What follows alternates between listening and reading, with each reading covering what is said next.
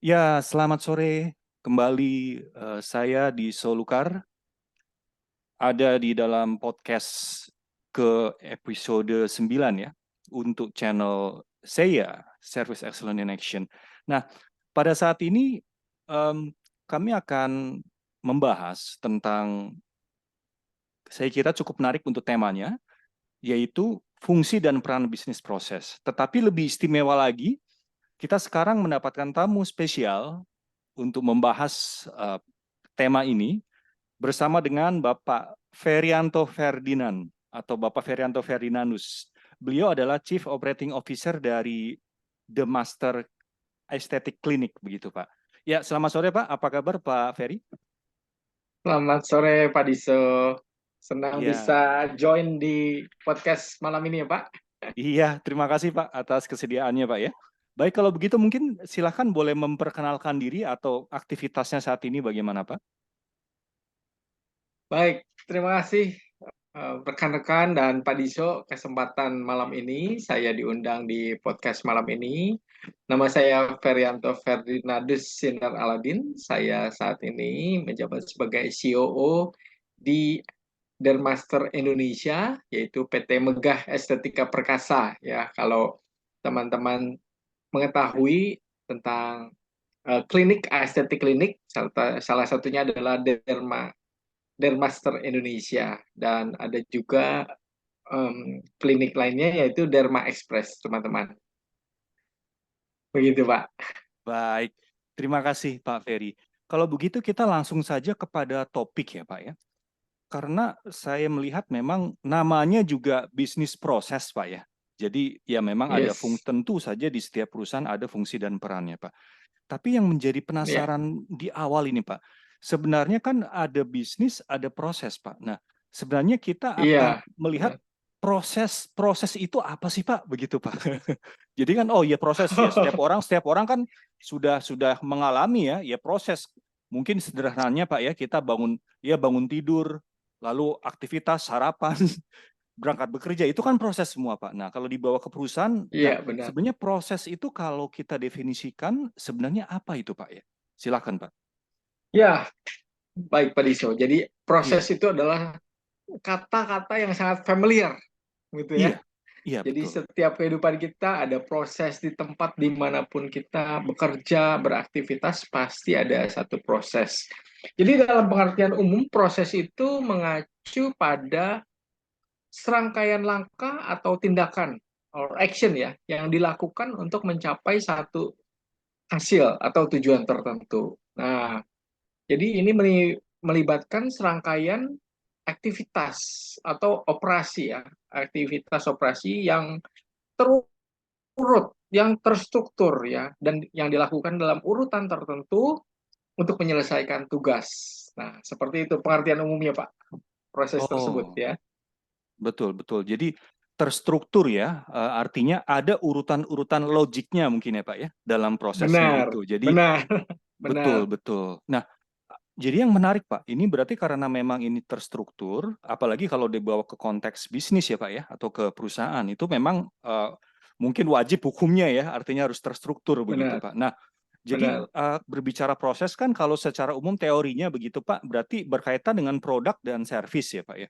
Nah, berarti prosesnya Ya, itu output-nya itu nantinya pasti akan mengacu pada dua hal tersebut, begitu Pak. Nah, berarti katakanlah benar, kita tadi saya sempat mengatakan output, ada output berarti ada input ya Pak ya. Nah, ketika proses berarti benar.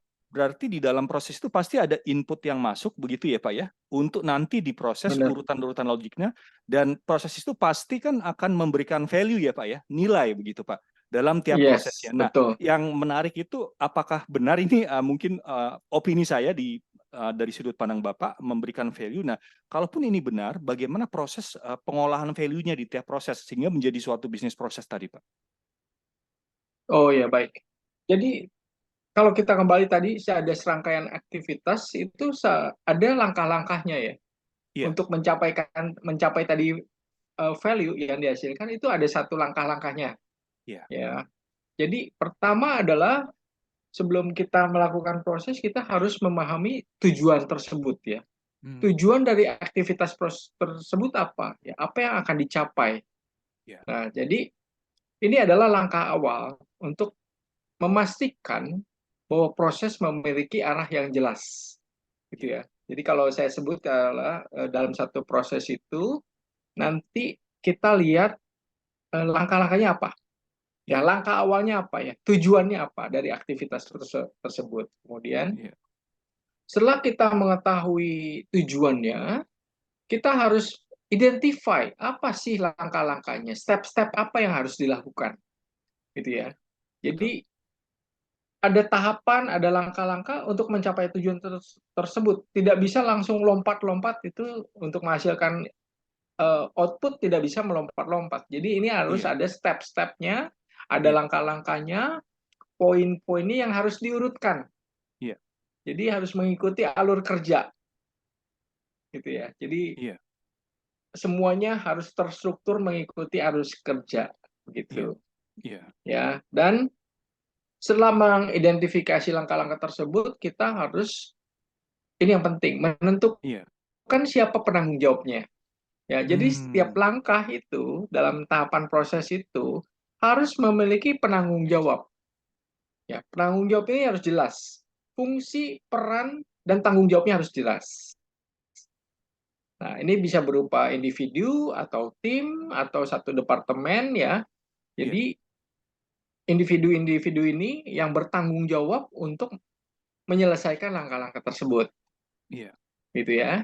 Iya. Nah, penentuan tanggung jawab itu kemudian ada sumber daya, sumber daya yang diperlukan ya. Sumber dayanya itu bisa mencakup ada tenaga kerja, kemudian ada peralatan, ada software, ada sistem, sehingga mendukung proses tersebut bisa menjadi lancar, gitu ya. Iya. Kemudian ada lagi alur kerja, ya alur kerja ini adalah satu diagram yang mengalir ya, yang bisa menggambarkan langkah-langkah sehingga terhubung prosesnya. Iya. Jadi dari alur kerja ini bisa memvisualisasikan alur proses dan bisa juga mengidentifikasi kelemahannya di mana atau bottleneck-nya di mana, gitu ya. Iya. Setelah itu ada pelaksanaan ya. Iya. Jadi langkah berikutnya menjalankan proses sesuai alur kerja tadi ya, Iya. dan si penanggung jawab tadi yang memastikan langkah-langkah yang harus dilakukan ya untuk melaksanakan Hmm. tugas ya. Iya. Nah, Iya. selain itu juga ada eh, pemantauan dan pengendalian. Pemantauan pengendalian ini lebih ke kontrol dan monitoring ya. Jadi setiap pelaksanaan itu kan ada tadi langkah-langkahnya, kemudian harus dipantau progresnya, memantau Hmm. perkembangannya, Iya. perkembangan proses progresnya ya. Iya. Sehingga kalau ada satu situasi atau masalah yang terjadi atau perubahan yang tidak terduga, ini bisa dilakukan kontrol ya, early warning Hmm. ya, seperti Iya. itu. Oh, baik. Ternyata Dan memang ya. ada juga, nah ini measurement Pak, Iya. pengukuran kinerja. Satu proses itu untuk mencapai output itu kita harus ada, setelah selesai prosesnya kita harus bisa Hmm. mengukur dan mengevaluasi ya, apakah proses Iya. tersebut mencapai tujuan atau tidak, begitu. Iya. Iya. Iya. Ternyata memang hal ini bukan suatu pekerjaan satu malam begitu ya Pak ya, dalam artinya Oh, mengolah benar. proses ini begitu Pak. Jadi ada Iya, tadi yang benar. pertama personnya, mungkin saya pernah familiar namanya proses owner ya Pak ya, nama personnya itu proses Proses ownernya owner, begitu ya, benar, benar. proses Bisa owner. proses owner, benar. Ya, benar. Betul. Apa namanya, untuk identifikasi flow-nya bagaimana Pak ya, flow semuanya, Benar. dan yang elemen-elemen lain yang Bapak katakan. Nah, yang pertama adalah memang kalau melihat tiap perusahaan itu kan memiliki karakteristik yang berbeda-beda. Jangankan tiap perusahaan ya Pak ya. Benar. Artinya di dalam perusahaannya pun terhadap, tadi Bapak sempat sampaikan ada unit-unitnya sendiri, ada bidang-bidangnya, ada Benar. divisi-divisi yang Benar. berbeda-beda. Nah, ketika kita akan memulai semua proses itu dengan segala segala faktor yang Bapak tadi informasikan, itu bagaimana langkahnya? Apakah memang ini sifatnya interdivisi begitu, atau nanti bisa dimulai inisiator dari satu proses owner siapa, lalu mengajak divisi-divisi lain, atau misalnya ketika akan katakan memulai yang pertama prosesnya bagaimana Pak? Artinya startingnya begitu Pak? Ya, jadi kalau kita bicara untuk yang starternya ya, Iya, inisiatornya begitu ya. inisiator, Nah, betul. inisiator adalah salah seorang yang saya alami adalah seorang project manager ya begitu ya Pak. Iya. Ya, seorang project manager sebagai dirijennya nih, Oh, oke. dirijennya yang Iya, mengetahui setiap langkah-langkah dari divisi-divisi lain itu dia harus mengetahui. Nah, si project manager iya. ini tugasnya ya.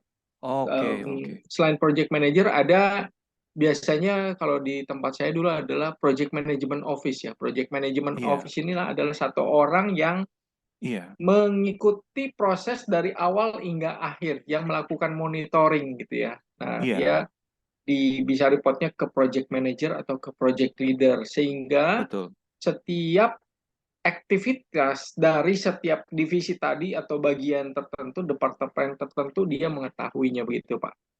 Oh, baik, baik.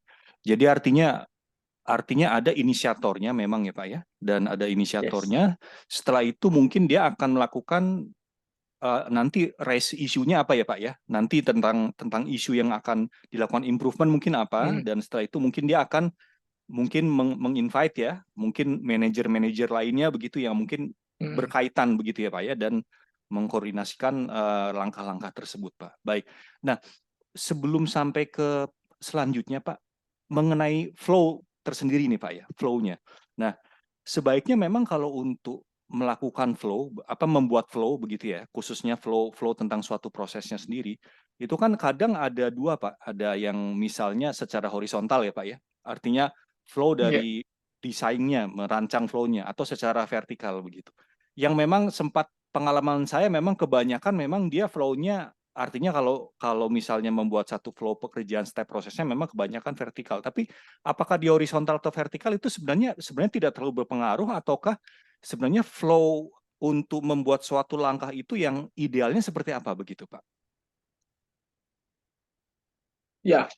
Nah, untuk membuat langkah yang memang seharusnya ideal ya. Jadi tadi Iya, ada yang vertikal, ada yang horizontal. Kalau yang betul, betul. vertikal itu lebih ke reporting, ke manajemen, Iya, progresnya seperti apa, begitu ya. betul. Kemudian update progresnya, ada kendala apa, sehingga itu yang harus dilaporkan ke secara vertikal dan bisa mengupdate, bisa memberikan, mungkin yang tadi yang atasnya bisa memberikan advice ke bawahnya ya. Nah, Betul. bicara yang tentang horizontal nih Pak. Nah, Iya, horizontal ini berarti iya. ini udah masuk ke bisnis proses gitu ya Pak. Ah, iya, iya, betul, Pak. Nah, kalau udah masuk ke bisnis proses, ini Iya. lebih lebih jauh lagi adalah langkah-langkahnya lebih terorganisir Oh, ya, oke. yang dijalankan ya, sehingga Iya. eh, tujuannya sama, menciptakan nilai bagi pelanggan atau pihak yang terkait gitu Ah, ya. iya, betul, Nah, betul. di bisnis proses ini melibatkan transformasi, tadi Bapak sebutkan input menjadi output, Pak. Oh, oke, Nah, di oke. bisnis proses ini nih, Iya, jadi iya, transformasi melibatkan transformasi input menjadi output iya. melalui serangkaian aktivitas yang terkoordinasi dan Oke. terstruktur. Nah, Hmm, sehingga dia mempunyai tujuan untuk mencapai tujuan bisnis tentunya ya. iya, betul. Kemudian meningkatkan efisiensi secara operasional dan tujuan untuk ke customer, kalau customer centricnya Iya, adalah memenuhi kebutuhan produk atau layanan ya sesuai dengan iya. harapan dari customer tersebut begitu Pak. Betul, betul, betul. Jadi memang pada ujungnya betul. Jadi tiga hal tadi ya, betul ya. Jadi yang pertama adalah efektivitasnya tadi ya Pak, Bapak katakan. Jadi Yes, efektivitasnya dari apa namanya tujuannya itu adalah dipastikan memenuhi unsur efektivitas. Kedua, efisiensi. benar. Jadi efektivitas itu kan berarti kita mengharapkan result yang terbaik begitu ya Pak ya. Tapi dengan efisiensi, Exactly. dengan resource yang seminimal mungkin begitu ya.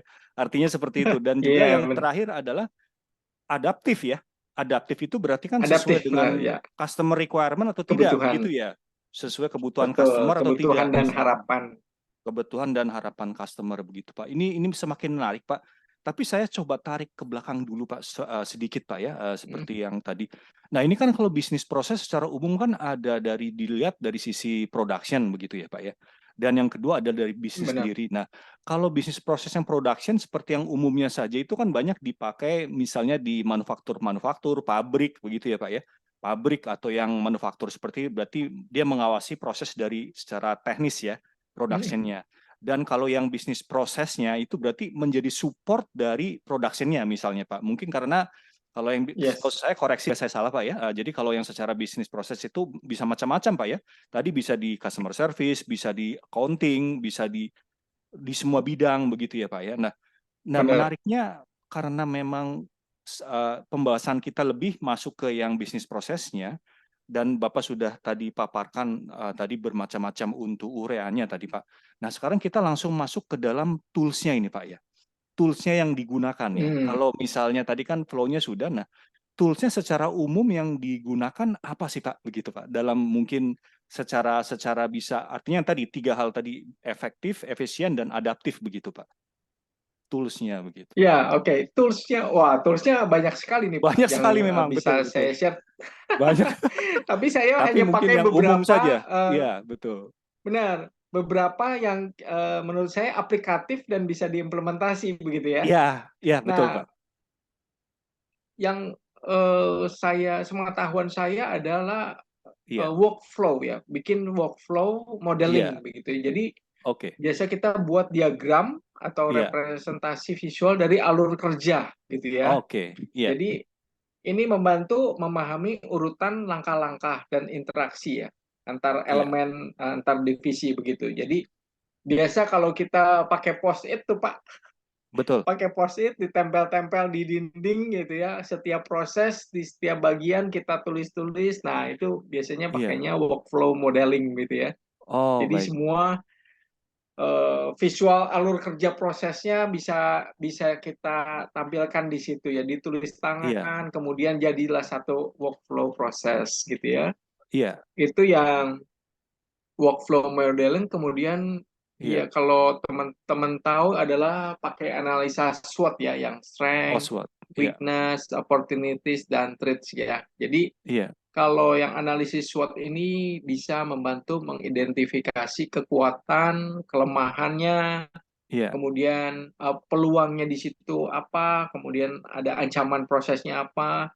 Jadi ini iya. kalau yang menurut saya analisis SWOT ini lebih ke perencanaan strategi perbaikan, karena di situ kita Oh, lihatnya ya, ada iya, strength iya, weakness-nya, kemudian sampai ke perbaikannya seperti apa gitu ya. iya, iya, Kemudian ada teknik Six Sigma ya. Teknik iya, Sigma itu saya pernah eh, belajar juga. Jadi dia iya. lebih berfokus pada identifikasi atau menghilangkan variasi yang tidak diinginkan gitu ya. Oh, iya, Jadi baik. ini melibatkannya pengukuran, ada analisis, ada perbaikan seperti apa, kemudian ada kontrol dan monitoring gitu ya. Betul. Kalau yang itu yang tadi Six Sigma, kemudian yang biasa saya gunakan adalah sederhananya yang pakai flowchart, Pak. Oh, baik, baik. Ya. Jadi kalau flowchart itu lebih rinci ya, alur Iya, kerjanya prosesnya lebih lebih rinci. Kemudian ada di situ ada langkah-langkah, ada keputusan, ada perpindahan data antar bagian itu pakai flowchart gitu ya. iya. Hmm, Kemudian iya, saya juga biasa pakai project management nih Pak. iya. Jadi pakai teknik project management itu mengatur sama mengawasi perbaikan proses. Jadi kalau pakai project management saya biasanya pakai toolsnya namanya Gantt chart Pak di situ. Oh, Gantt Jadi di chart, Gantt chart oke. itu, yes, Gantt chart itu kita bisa membuat detail activity. Kemudian di situ ada tanggalnya, periodenya sampai kapan, berapa hari, dan source-nya siapa aja, kemudian ada progresnya sampai berapa lama begitu ya. Iya. Jadi itu di Gantt chart itu yang saya pakai, semua activity ada di situ Pak. Kita bisa buat detail ya Oh, oke. sampai ada subnya, ada subtask, ada tasnya, ada subtask dan sebagainya, itu bisa Iya, detail. Dan kita bisa lihat nanti prosesnya tuh ada yang bottleneck-nya ada di mana gitu ya. Kalau karena itu kan nanti ada yang paralel, ada yang redundant, ada yang dependency begitu ya. Nah, iya. bisa kelihatan di situ, Pak. Oh, baik-baik. Ya, ini sangat menarik sekali, Pak ya. Jadi memang ada banyak sekali tools, tapi yang Bapak experience dari Bapak sendiri memang yang Bapak tadi informasikan ya. Tapi saya akan fokus, Pak, misalnya tadi yang terakhir menarik sekali ya, ke Gantt chart tadi ya, Pak ya. Katakanlah Benar, kalau ya. menggunakan toolsnya menggunakan Gantt chart, nanti dipadukan misalnya kalau kita berbicara ini apa bisnis proses itu kan nanti ada yang namanya secara umum kita mendengar BPI ya Pak ya, Business Process Improvement begitu ya. Ada itu Ya, benar. BPI ya, BPI ada siklusnya Ya. begitu Pak. Nah, katakanlah kita membuat Gantt chart begitu dengan menggunakan Gantt chart dengan menggunakan konsep yang konsep umum saja yang tadi BPI begitu, Business Process Improvement. Itu kan kalau di dalam Business Process Improvement itu biasanya kalau saya lihatnya itu ada lima step begitu ya Pak ya. Ini kalau yang saya ketahui begitu Pak, yang pertama stepnya itu berarti dia adalah apa tadi menentukan apa namanya bagaimana kita nanti mengorganisir jalannya proses ya. Nanti dengan menggunakan Gantt chart Ya. tadi Pak ya, mengorganisir misalnya memastikan apa program ini sukses ya, program proses improvement ini sukses dengan menggunakan Gantt chart misalnya. Nah, aktivitasnya Ya. nanti kan di breakdown ya Pak ya, di breakdown Benar. misalnya ini A B C D nanti apa. Nah, mungkin itu baru baru mengorganisirnya. Nah, berikutnya lalu understanding the process misalnya Pak ya. Jadi untuk mengetahui Ya, prosesnya, benar. memahami prosesnya nanti akan seperti apa. Nah, kita menentukan toolsnya berarti di langkah kedua mungkin ya Pak ya. Atau misalnya dari pertama kita sudah tentukan toolsnya, Pak. Oh, ini kita menggunakan Gantt chart, misalnya. Atau ketika kita understanding the process, step 2 dari BPI, Business Process Improvement, baru kita, oh ini toolsnya kita menggunakan ini saja. Nah, kita menentukan toolsnya yang ingin kita gunakan itu kalau kita menggunakan kerangka yang umum Business Process Improvement ada 5. Mungkin sedikit saya sebutkan Pak ya supaya untuk apa Ya. namanya sekedar ini saja. Part pertama Yes. itu jadi organizing for improvement begitu Pak. Yang kedua itu adalah understanding the process. Yang Hmm. ketiga yang ketiga itu apa streamlining. Jadi persamaan Streamlining. pandangan betul. Jadi bagaimana mengimprove tadi efektif, efisiensi dan adaptability-nya. Dan yang keempat itu tadi yang Bapak katakan juga measurement dan control.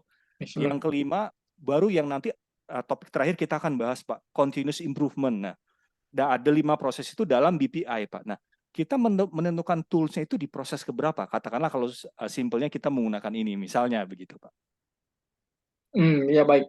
Nah, Betul. kalau kita sudah tahu prosesnya, berarti kita bisa tentukan di step kedua bisa ya. Oh Tapi bisa, kalau baik baik. misalnya gini, Hmm. kalau prosesnya gini, kalau satu project yang sudah berulang ya, sudah Ya, berulang, ya, misalnya satu project sudah selesai waktu dulu, kemudian ya, yang saat ini akan dijalankan kembali dan akan ada tadi improvement. Nah, betul. kita bisa langsung pilih itu, Pak. Jadi yang menurut Oh, saya di kedua bisa juga.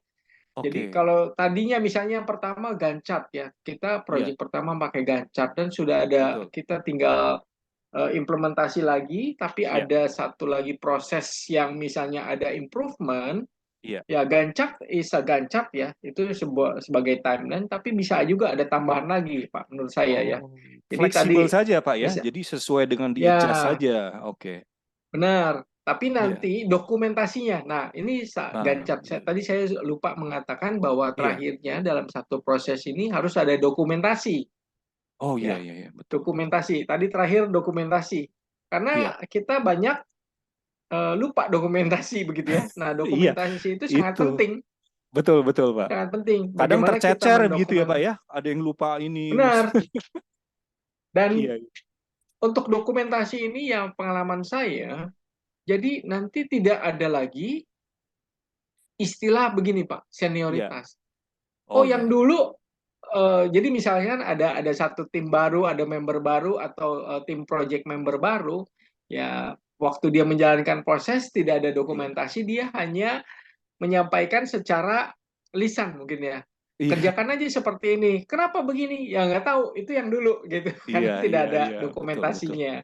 Iya. Jadi kalau ada dokumentasi tadi, ya ini udah langsung siapapun nanti yang berganti-ganti itu udah tahu gitu ya. Oh, Nah, kalau baik. misalnya dia udah tahu, udah pakai dokumentasi yang lalu, kemudian dia akan ada improvement, nah bisa dipakai tuh Pak.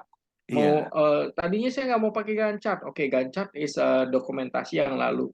Sekarang Iya. mau pakai em, tools yang mana misalkan ya, itu Iya, bisa. betul. Jadi as a Betul. reference lah gitu Pak. Betul, betul, betul. Oh, baik, menarik, Pak. Nah, ini terakhir, Pak. Tadi dalam proses business process improvement secara umum ada yang terakhirnya itu ada continuous improvement. Nah, berarti yang tadi barusan, berarti tim berikutnya nih, oh nanti ada improvement lagi. Yang mana nih? Nah, itu kan berarti continuous improvement ya, Pak ya. Nah, Benar, bagaimana benar. cara memastikan continuous improvement ini bisa berjalan secara smooth begitu, Pak? Dan menghasilkan hasilnya tadi yang tadi efektif, efisien dan adaptif tadi, Pak. Secara smooth begitu. Ya, nah, continuous improvement ini setiap project bisa berbeda-beda karena kan Hmm, ada resource yang baru, kemudian ada betul, update sistem yang baru, betul, ada prosedur yang baru karena ini kan pasti ada perubahan, setiap kali ada perubahan begitu ya. betul. Nah, dalam setiap waktu running project itu kalau misalnya yang lalu sudah dijalankan pasti kelihatan nih, oh ternyata prosesnya yang proyek yang lama itu agak tersendatnya di sini gitu ya. Ada di satu Oh, bagian misalnya di iya, bagian HR mungkin ya. Mungkin di iya, bagian HR atau di bagian produksi atau bagian apapun. iya, Nah, di situ bisa kelihatan bisa dilakukan improvement apa gitu ya. Sehingga iya, misalnya yang tadinya butuh berapa hari, kemudian dengan dilakukan proses improvement yang baru, sehingga misalnya tadinya 5 hari, sekarang dengan ada improvement bisa 3 hari. Nah, di situ iya, namanya continuous improvement, Pak. Karena iya, iya, improvement itu bisa terjadi karena kita melakukan analisa tadi ya, iya, analisa going to detail apa sih iya, kendalanya, kemudian kita harus berkolaborasi dan berkoordinasi dengan bagian lain karena dalam satu proyek ini tidak hanya satu bagian yang menjalankan kan.